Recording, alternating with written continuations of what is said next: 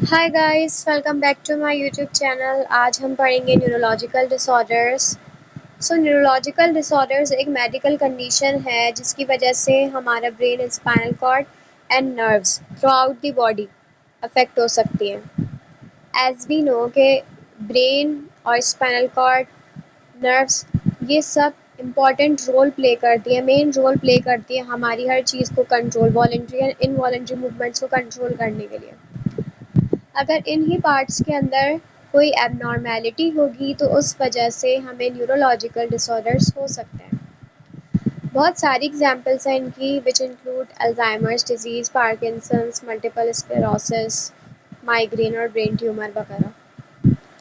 Causes की बात करें तो ये जेनेटिक भी हो सकता है, मीन्स पेरेंट्स में है तो हो सकता है कि बेबी में भी आ जाए। मेनिंजाइटिस भी एक इन्फेक्शन है जिसकी वजह से अगर इसका long term adverse effect produce हो तो न्यूरोलॉजिकल डिसऑर्डर हो सकता है। न्यूरॉन्स जो होती हैं वो हमारी ब्रेन के अंदर इम्पॉर्टेंट फंक्शन प्ले करती हैं। अगर न्यूरॉन्स नर्व सेल्स के अंदर डैमेज हो जाए, उनकी डीजेनरेशन हो जाए, तो उस वजह से भी न्यूरोलॉजिकल डिसऑर्डर्स हो सकते हैं। एंड ऑटो इम्यून डिजीज़, जिसके अंदर हमारी बॉडी के जो इम्यून सेल्स होते हैं वो हमारी बॉडी के अगेंस्ट काम करने लगते हैं। ठीक, सिम्टम्स की बात करें तो न्यूरोलॉजिकल डिसऑर्डर्स के अंदर सडन ऑनसेट रहेगा हेडेक्स का, मसल वीकनेस या फिर पैरालिसिस हो जाएगा। एज यू नो कि अगर हमारा राइट पार्ट ऑफ ब्रेन में कोई एबनॉर्मेलिटी आए तो हमारी left side of the body में पैरालिसिस हो सकता है। अटैक्सिया, इनवॉलेंट्री मूवमेंट होंगी, सीजर्स या फिर कॉन्वल्जन आ सकते हैं। सीजर्स और convulsion as you know epilepsy में भी होते हैं। ठीक, इसी तरह लॉस ऑफ बाउल मूवमेंट या फिर ब्लैडर कंट्रोल नहीं रहता। अब बात करते हैं हम अल्जाइमर्स डिजीज़ की। अल्जाइमर्स डिजीज़ की पैथोफिजियोलॉजी जानने से पहले ये जानना इम्पॉर्टेंट होगा कि बीटा अमाइलॉइड क्या होता है। ठीक, बीटा अमाइलॉइड जो है वो हमारे ब्रेन में साइनेप्टिक रेगुलेशन करवाता है। In very small amount beta amyloid में help regulate synaptic function and nerve cell communication. Some studies बताती हैं कि बीटा अमाइलॉइड जो है वो एंटी माइक्रोबियल प्रॉपर्टीज़ भी रखता है और ये ब्रेन की इन्नेट इम्यून रिस्पॉन्स के अंदर हेल्प करता है। ये इसका एक प्रोटेक्टिव रोल भी होता है कि अगर स्मॉल ब्रेन इंजरीज या ऑक्सीडेटिव स्ट्रेस की वजह से कोई इंजरी हुई है तो वो उसके अंदर ब्रेन रिपेयरिंग का भी रोल देता है। तो आपको बीटा अमाइलॉइड समझ आ गया होगा। लेकिन प्रॉब्लम ये आती है कि जब बीटा अमाइलॉइड बहुत ज़्यादा उसकी ओवर प्रोडक्शन हो जाती है और उसकी क्लियरिंग नहीं हो पाती तो वो एक्यूमुलेट होने लगता है और वो फॉर्म कर देता है बीटा अमाइलॉइड प्लेक्स न्यूरॉन्स के आउटसाइड। इस एक्यूमुलेशन की वजह से स्टिकी प्लेक्स फॉर्म होता है बिटवीन टू न्यूरॉन्स जो कि टॉक्सिक है। तो अल्जाइमर डिजीज़ के अंदर इसकी पैथोलॉजिकल कॉज भी ये है कि बीटा अमाइलॉइड प्लेक्स फॉर्म होने लगता है। ठीक है, एक्सेसिव इसकी प्रोडक्शन होती है विदाउट क्लियरिंग। अब हम आते हैं what is tau protein.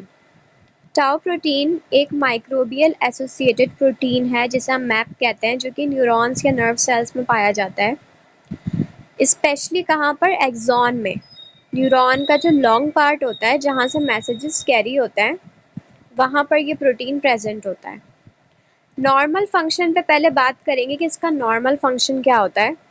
Neuron के अंदर माइक्रोट्यूब्यूल्स होते हैं जो एक तरह का ट्रांसपोर्ट सिस्टम होती हैं। ठीक, ये वाली प्रोटीन न्यूट्रिएंट्स, एंजाइम्स, न्यूरोट्रांसमीटर्स वगैरह इन्हीं के थ्रू न्यूरॉन के एक हिस्से से दूसरे हिस्से तक जाता है। टाउ प्रोटीन जो होता है वो इन माइक्रोट्यूब्यूल्स को स्टेबलाइज करता है ताकि ये जो इनका ट्रैक है वो टूट ना जाए। ठीक, टाउ प्रोटीन इंश्योर करवाता है कि मॉलिक्यूल्स का transport inside the axon smooth और एफिशिएंट रहे, जिसकी वजह से न्यूरॉन की जो हेल्थ है और उसका सर्वाइवल भी मेंटेन हो सके। और टाउ प्रोटीन जो है वो न्यूरॉन के साइटोस्केलेटन को शेप में और सपोर्ट देने में भी काम करता है। ठीक।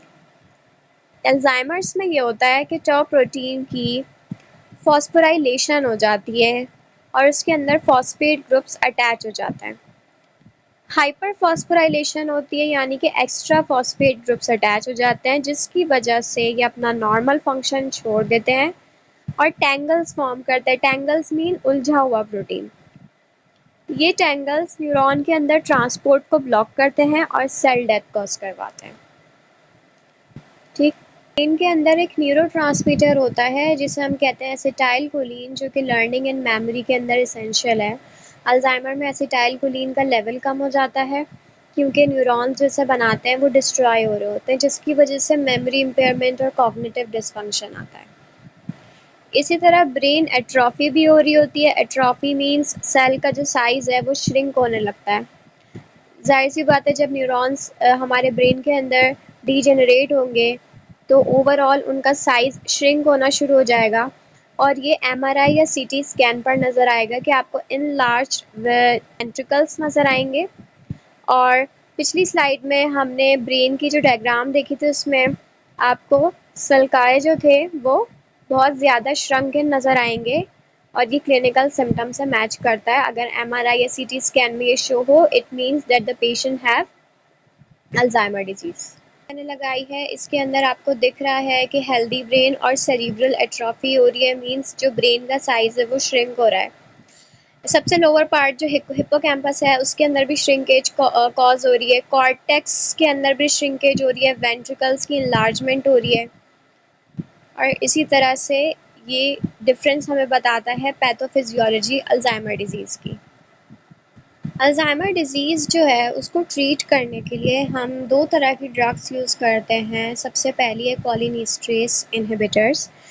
कॉलिनेस्टरेज इनहिबिटर्स जो है उन पेशेंट्स को दी जाती है जिनके अंदर mild to moderate Alzheimer disease होती है, यानी जब उनकी मेमोरी या डेली फंक्शनिंग पर इतना ज़्यादा अफेक्ट आना शुरू नहीं होता। ठीक है। अच्छा, इसका मैकेनिज़्म मैं आगे आपको डिटेल में एक्सप्लेन करूँगी। अभी मैं जस्ट ओवरव्यू दे रही हूँ कि ये एसिटाइल कोलिन जो होता है ब्रेन में, जो एसिटाइल कोलिन है उसका लेवल अल्जाइमर में ड्रॉप हो जाता है। तो ये ड्रग क्या करती है, एसिटाइल कोलिनेस्टरेज को इनहिबिट करती है। क्यों इनहिबिट करती है उसको? बिकॉज एसिटाइल कोलिनेस्टरेज ब्लॉक्स या ब्रेक्स डाउन एसिटाइल कोलिन। अगर एसिटाइल कोलिन एस्ट्रेस एसिटाइल कोलिन का ब्रेक डाउन करवाएगा तो उसका लेवल ऑटोमेटिकली और कम हो जाएगा। इसलिए कोलिनेस्टरेज इनहिबिटर्स दिए जाते हैं जो एसिटाइल कोलिनेस्टरेज को इनहिबिट करते हैं, ताकि ये एंजाइम इनहिबिट हो तो एसिटाइल कोलिन की ब्रेक डाउन नहीं हो और उसका लेवल बॉडी में बढ़े। अब एसिटाइल कोलिन का रोल तो पता है कि न्यूरोट्रांसमीटर है, लर्निंग, मेमोरी, अटेंशन, इन सब में इन्वॉल्व होता है। तो इसीलिए आर्टिफिशियली हमें ड्रग के थ्रू ये काम करवाना पड़ता है। ठीक है। अच्छा, ये ड्रग लेने के बाद पेशेंट के सिम्टम भी इम्प्रूव होते हैं, यानी मेमोरी थोड़ी इम्प्रूव हो सकती है, उसका जो बिहेवियर है वो इम्प्रूव हो सकता है, कन्फ्यूजन हल्की कम हो सकती है। लेकिन ये ड्रग सिर्फ डिजीज़ को रोकती है। ठीक है। रोकती है से मुराद उसको स्लो करती है, उसकी प्रोग्रेशन को रोकती है, लेकिन उसको स्टॉप पूरी तरीके से नहीं करवा सकती। अच्छा, इस ड्रग की जो कॉमन हमारे पास क्लास हैं वो हैं donepezil, rivastigmine and galantamine, and side effects include nausea, vomiting, diarrhoea and bradycardia. Muscle cramps और डिजीनेस भी हो सकती है, तो पेशेंट को मॉनिटरिंग के साथ ये ड्रग देनी चाहिए। अब ये जो आपको यहाँ पर डायग्राम दिख रही है, इसके अंदर मैंने pre synaptic and post synaptic दोनों चीज़ें मेंशन करी हैं। सबसे पहले बात करते हैं इसके नॉर्मल साइनेप्टिक ट्रांसमिशन का। जब हम ड्रग नहीं देंगे तो नॉर्मली क्या होता है, प्री साइनेप्टिक न्यूरॉन के अंदर एसिटाइल कोलिन रिलीज होता है, मतलब एसिटाइल को ए प्लस कोलिन, जब ये दो कंबाइन होते हैं in the presence of enzyme choline acetyl transferase, तो ये एसिटाइल कोलिन बनाता है। Acetyl choline post synaptic cholinergic receptors पर बाइंड होता है, जहाँ पर मेनली मस्करानिक रिसेप्टर से बाइंड होके या फिर निकोटीनिक रिसेप्टर्स। मस्करानिक रिसेप्टर्स में M1 M2 इंक्लूड होते हैं। अगर एसिटाइल कोलिन बाइंड होके उसका काम हो गया तो after transmitting the signal acetyl choline break down हो जाएगा। जब उसका काम हो जाएगा तो एसिटाइल कोलिन ब्रेक डाउन होगा।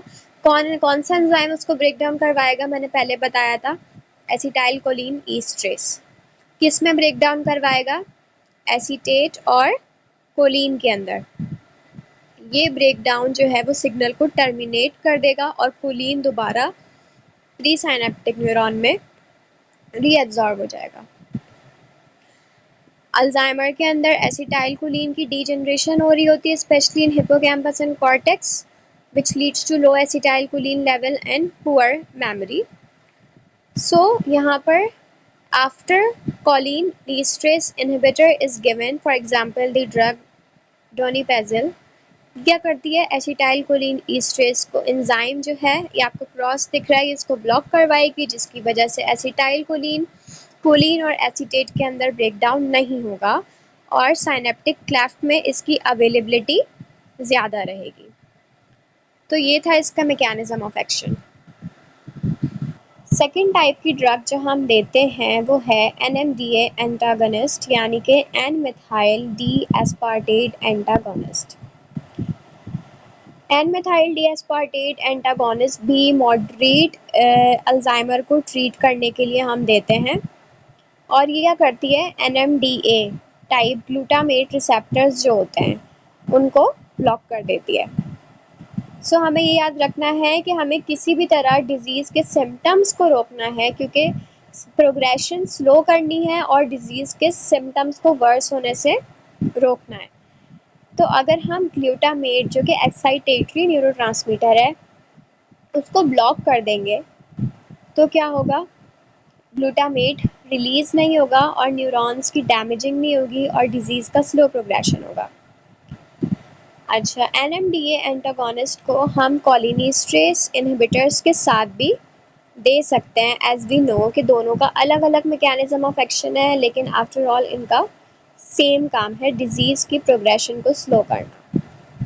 इसके फ्यूअर साइड इफ़ेक्ट्स होते हैं कोलिनेस्टरेज इनहिबिटर्स के मुकाबले में, एंड कॉमन साइड इफ़ेक्ट्स इसके अंदर है डिजीनेस, कन्फ्यूजन, कॉन्स्टिपेशन, हेडेक। और इसके अंदर काफ़ी सारी ड्रग्स होती हैं, मेमेंटीन, केटामीन, एमेंटाडाइन, डेक्स्ट्रोमेथोर्फैन जो कि हम कफ सिरप्स के अंदर भी यूज़ करते हैं। इसके अंदर भी NMDA ब्लॉकिंग एक्टिविटी होती है जो कि हम फर्दर आगे जाके डिस्कस करेंगे। इसका मैकेनिज्म यही होता है कि ये N methyl D aspartate receptor जहाँ से ग्लूटामेट रिलीज़ होता है उस रिसेप्टर को जाके ब्लॉक करती है, वहाँ पर बाइंड होके, और एक्सेस ग्लूटामेट बाइंडिंग को वहाँ पर रोकती है। कैल्शियम इन्फ्लक्स होता है न्यूरॉन्स के अंदर। जब कैल्शियम इन्फ्लक्स होगा तो एक्सोसाइटोटॉक्सिसिटी जो है उससे हमारे, जिसकी वजह से एक्साइटोटॉक्सिसिटी इंक्रीज़ होगी और इसके इंक्रीज़ होने की वजह से हमारी न्यूरॉन्स डीजनरेट होंगी। तो जब हम NMDA एंटागोनिस्ट देंगे तो ये NMDA रिसेप्टर को ब्लॉक करेगा, ग्लूटामेट की बाइंडिंग नहीं होने देगा। जब ग्लूटामेट बाइंड नहीं होगा तो कैल्शियम का इन्फ्लक्स भी रिड्यूस हो जाएगा और न्यूरो डीजनरेशन स्लो हो जाएगी। अब हम डिस्कस करेंगे कि NMDA रिसेप्टर्स एक्टिवेट कैसे होता है। नॉर्मल कंडीशन के अंदर during resting membrane potential NMDA receptors block हुए होते हैं मैग्नीशियम आयन से। ड्यूरिंग एक्साइटेशन जब प्री साइनेप्टिक न्यूरॉन एक्साइट होती है तो वहाँ से ग्लूटामेट और ग्लाइसिन बाइंडिंग साइट्स के सब यूनिट NR1 एंड NR2 ये दोनों जब बाइंड होते हैं रिसेप्टर्स से तो ये जाके पोस्ट साइनेप्टिक न्यूरॉन के NMDA रिसेप्टर्स पर जाके बाइंड होते हैं। वहाँ से मैग्नीशियम हट जाएगा जो कि ब्लॉकेज करवाया हुआ था। मैग्नीशियम जब हटेगा तो सोडियम एंड कैल्शियम का इनफ्लक्स होगा और पोटेशियम का ईफ्लक्स होगा। विच कॉजेज डीपोलराइजेशन या हाइपरपोलराइजेशन।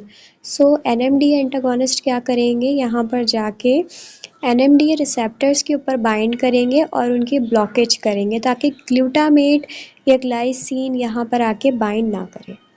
इसके अंदर भी यही एक्सप्लेन करा हुआ है कि ग्लूटामेट अल्जाइमर के अंदर बहुत ज़्यादा एक्सेस हो जाता है, as we know it is excitatory neurotransmitter, और ओवर एक्टिवेशन होती है एनएमडीए रिसेप्टर्स की, जिसकी वजह से प्रोलॉन्ग ओपनिंग रहती है कैल्शियम चैनल्स की, ग्लूटामेट बार बार बाइंडिंग कर रहा होता है, कैल्शियम ओवरलोड हो जाता है जिसकी वजह से हमारी न्यूरोनल डैमेज होती है, टॉक्सिसिटी होती है, ठीक, एंड अल्टीमेटली न्यूरोनल डेथ हो जाती है।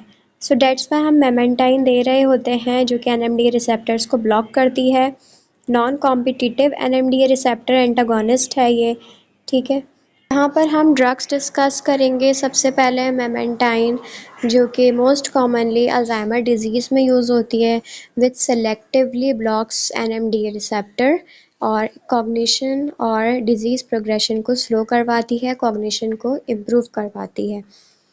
केटामाइन आपने पढ़ा होगा, ये एनेस्थेटिक के तौर पर भी यूज़ होती है और इसे हम, ये एक स्ट्रॉन्ग एनएमडी एंटागोनिस्ट है, इसे हम ट्रीटमेंट रेजिस्टेंट डिप्रेशन में भी देते हैं। ट्रीटमेंट रेजिस्टेंट डिप्रेशन एक मेजर डिप्रेसिव डिसऑर्डर है जिसके अंदर 2 डिफरेंट मैकेनिज्म ऑफ एक्शन की ड्रग्स भी अगर हम पेशेंट को दें तो वो कोई रिस्पॉन्ड नहीं कर रहा होता, कोई अफेक्ट नहीं आता, जिसकी वजह से हम केटामाइन देते हैं। एमेंटाडीन जो कि हम पार्किंसंस डिजीज़ में देते हैं और ये वीक एनएमडीए एंटागोनिस्ट है।